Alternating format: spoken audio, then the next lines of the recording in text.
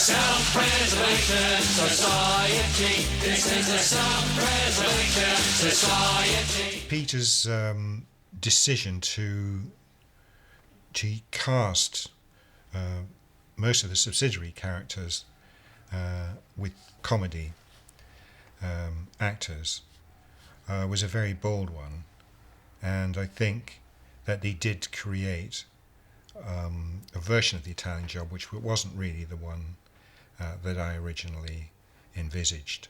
The original script did have a number of characters in it, like Professor Peach, but the Peach that I envisaged was going to be corrupted in a much milder way and also perhaps a little bit more sensitive than the character that was eventually drawn for Benny Hill. I didn't create that character. I don't really know where it came from, but the big fat woman sort of really, his lust for big fat women, although funny, really appalled me, and was one of the things that kind of turned me off the film when I first saw it. They were sort of what you might call opportunistic casting. There were times when you could just pop a little cameo into a picture, because there's so much going on with the whole robbery at the end of the picture, towards the end of the picture. And when these people, as they became available, we just grabbed them and plunked them straight into the movie. My original Peach was a sort of daft old brush who was just obsessed with toy trains, and they were going to somehow get to him by offering him some very rare old choo-choo that he could play with in the attic. So this desire for fat women was completely different from that concept.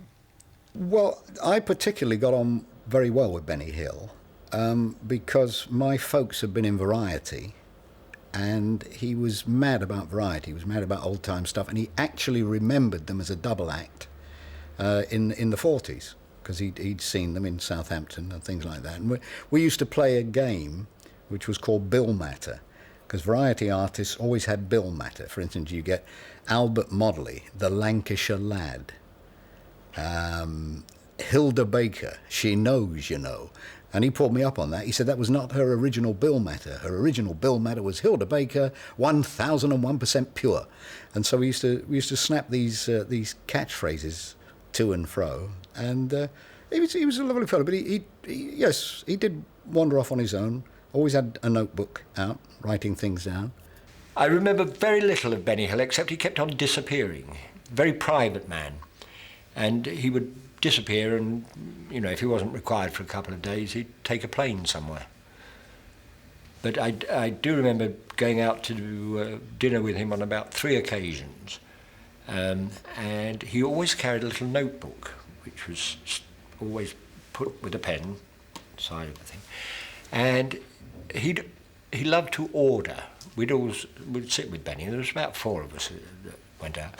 And we'd sit with Benny, and he would order in Italian, as near to Italian as you could get, because Benny spoke so many languages. I mean, it was incredible. But, and he then would go into English to try and get the waiter to speak to him in English, and the waiter would do his level best, and he would be chatting away in the best English he could discover. But you'd look at Benny, and he's writing everything down that the guy is saying to him, you know.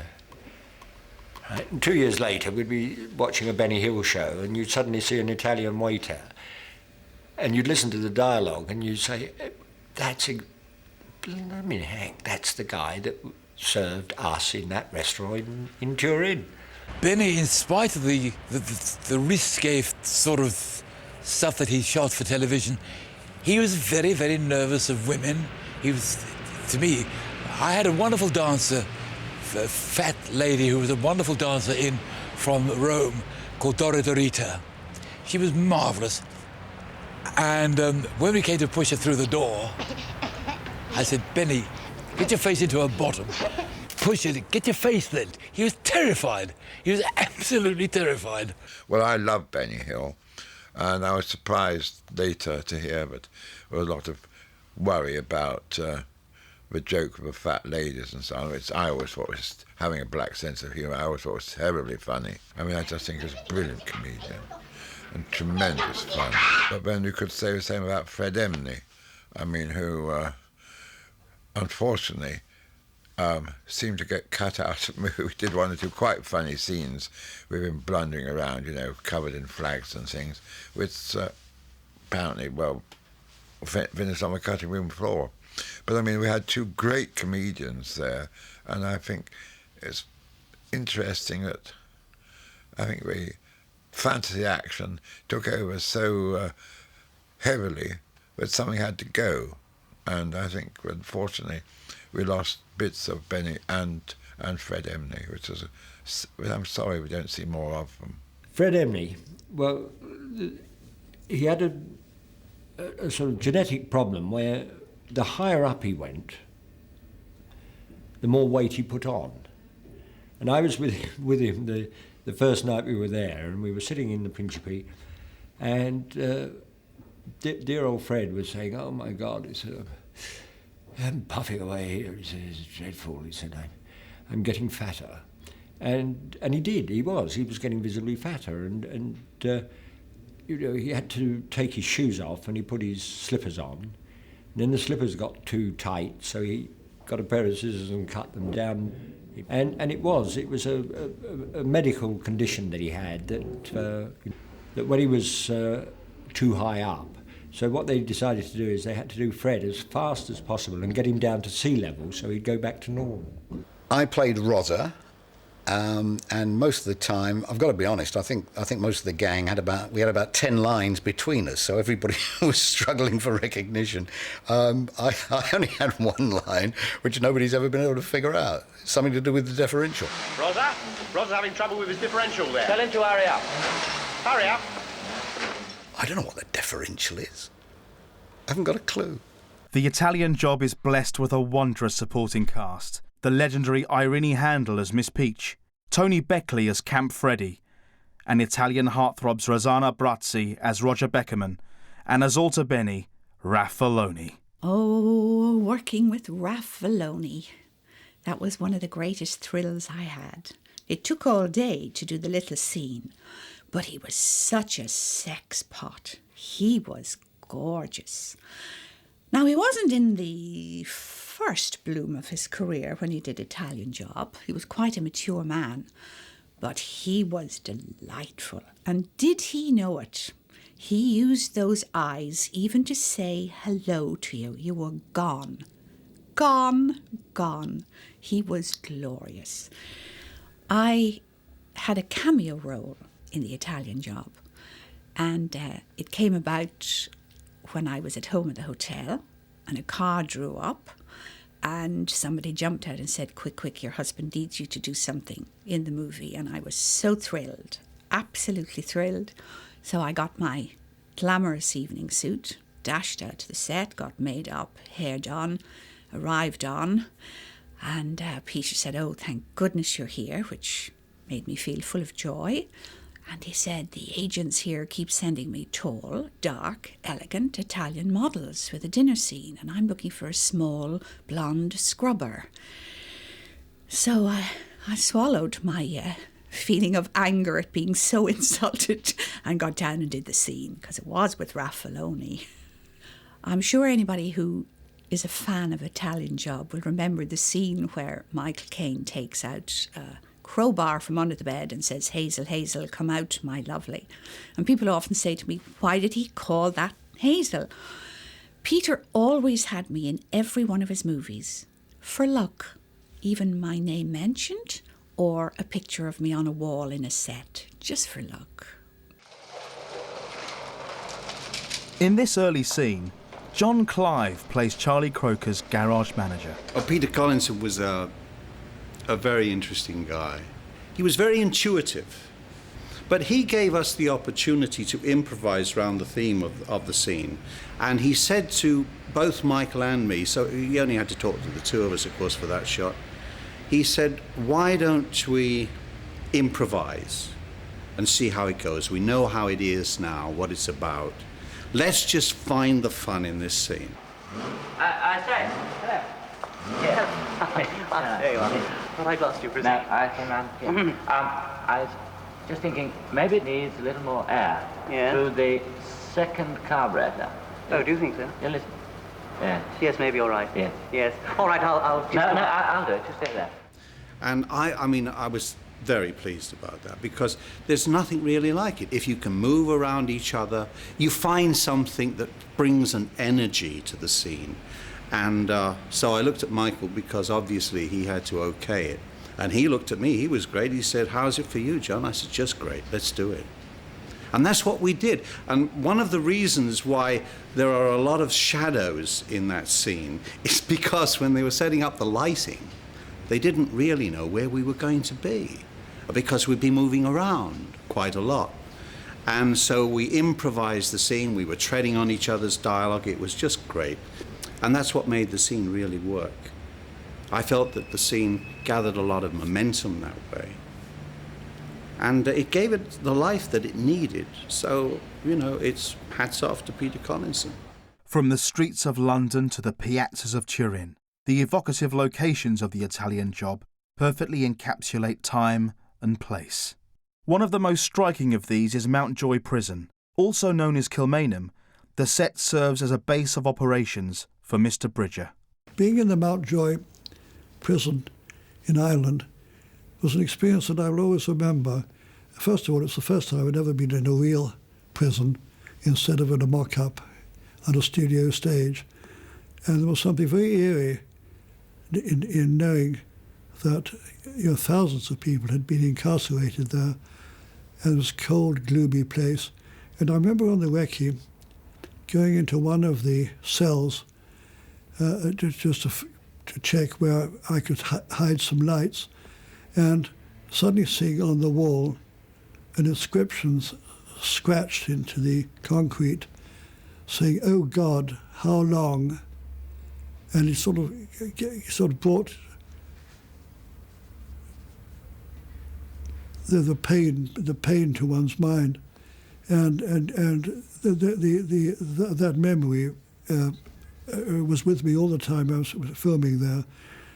In the film itself, I tried to keep the cold, dank atmosphere of the place and tried to give it the mood that I saw when I first went there. It had been used by the British prior to the 1922 freedom of Ireland to deal with people who were fighting the British. So it has a very strong history. It was an incredible set, which would cost quite a lot of money to build in a studio, with all those staircases and things. The only problem it was a museum, so we had to clear all the museum stuff out in order to get something to shoot in. But it was a lovely set, as I think you realise. Had the big walk down for Noel and all that. When we came to shoot the sequence that is now a universal catchphrase, I think, in England, about blowing the bloody doors off, I remember the shot. We placed our main camera as far away from the explosion as possible and put on a long focus lens, and we sort of felt that 200 or 300 feet was probably far enough. To our consternation, when the explosion did happen, it was far greater than any of us had expected, and far greater than the special effects unit had foretold. So we found ourselves surrounded by bits of metal guns of different types flying all over the camera and all around us, and we all felt like shouting out the very same admonition. But having got over the shock, we of course all burst out laughing, which is what the audiences, I've noticed, all do now. Well, we shot that scene, of course, on Sydenham Green. It was just the van and the film unit. And of course we had this very marvellous special effects man that again Peter was very fond of, because like John Trumper and me, he came on from a previous movie. But he was a great joker, and Peter used to share jokes with him. But the joke actually on that, of course, was that no one knew exactly how far that explosion was going. So everybody was surprised and jumped a mile, but no sooner had it happened when its first assistant said, "It's a wrap!" And everybody scooted because it blew windows out on houses round about, and it was a hell to pay because police were screaming in, and the unit was beating a retreat as quickly as possible.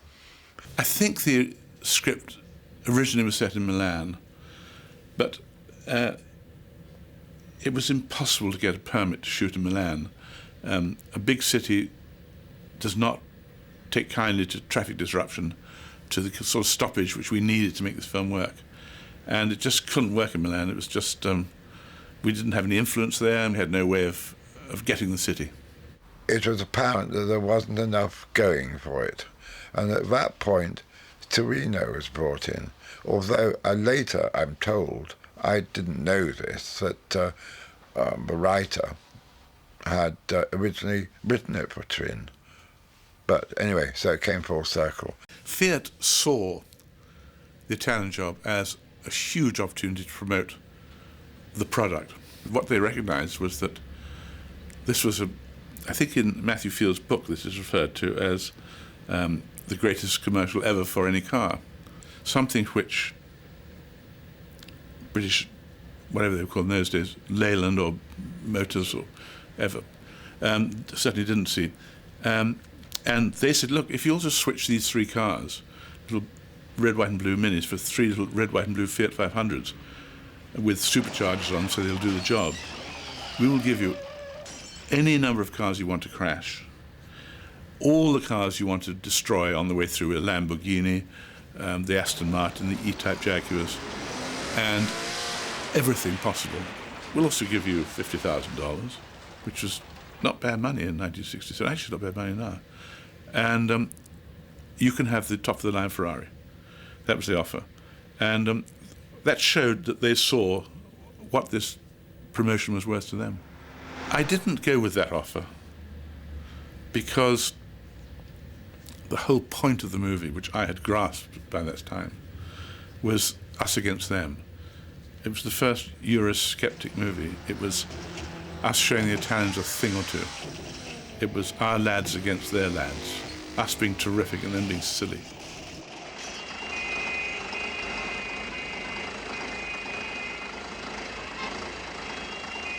I thought that Peter and Michael Dealey would fake a lot of the traffic jam sequences, and I was quite surprised to find that they were doing them for real. I went out every day with 100 cars, 50 cars or 100 cars, mostly 100 cars. And the Italians who drove the cars, they didn't mind at all what happened to them. They didn't mind crashing their cars, they didn't mind anything. We just pull up somewhere in Turin and create our own traffic jam. With 100 cars, you can create an enormous traffic jam. We caused 6 vehicles to break down at 6 of the 8 entrances to the big piazza, the big square there. And people then could only come in through the other 2. I drove the low loader and cut off one of the corners of the square. And then once they were all in there, we closed those off as well. And it was an amazing traffic jam. When we got a break, I used to sort of stroll around and try and chat to the Italians who were eating food. They brought their lunch with them and baguettes and so forth, and were chopping their bread up. I even saw a couple making love. My job was actually the robbery. And Peter said, I want it to look very, very British. They're not going in with guns. There's not going to be people blowing things up or anything like that. There's going to be a smoke bomb, and they've just got to set about everybody. He said, what do you reckon we should use? And I said, well, as far as I understand it, the pickaxe handle is the favourite heavyweight weapon for the English criminal. You've got to understand, the English criminal at that time, it was almost unknown for any of them to have guns. And he said, right, that's just what I want. Terrific. I don't know why the real actors were doubled, and it came right out of the blue. I went out there to set it all up. Everybody seemed to be young and reasonably physically fit, and suddenly I got this demand, where are the doubles? And I said, what doubles? This is the first I've heard of it. And they said, we've got to have doubles for everybody. I said, but there are only swinging pickaxe handles about. And Peter said, I don't care, I want doubles. Mickey Ball had to get hit by a high-powered hose, jet of water from a hose pipe, and it had already sprayed the top of the car he was on, so that as he started to take off to do his fall, his foot slipped out from under him, and he overshot the boxes, and he broke his toe. And Peter said, you should have laid mattresses all over the place. I said, well, the mattresses wouldn't have saved him anyway, because they were soaking wet and they were as hard as concrete. Peter said, what are they going to do? I said, well, they can knock people off motorbikes, they can knock people off wagons, they can jump on the backs of motorbikes, anything you like, smash windscreens and all the rest of it. In fact, that was the toughest stunt I had to do on the picture, smashing in that windscreen. I was hitting it and hitting it, it just wouldn't shatter. So finally, somebody had the bright idea of putting a nail through the top of the pickaxe handle, and I swung that once, and it smashed like a dream, but it took about 14 takes. Coming up, in the making of The Italian Job, Get a Bloomin' Move On. Filming the mother of all getaways. The Minis sat up and begged. And that song is born. This is the Self-Preservation Society.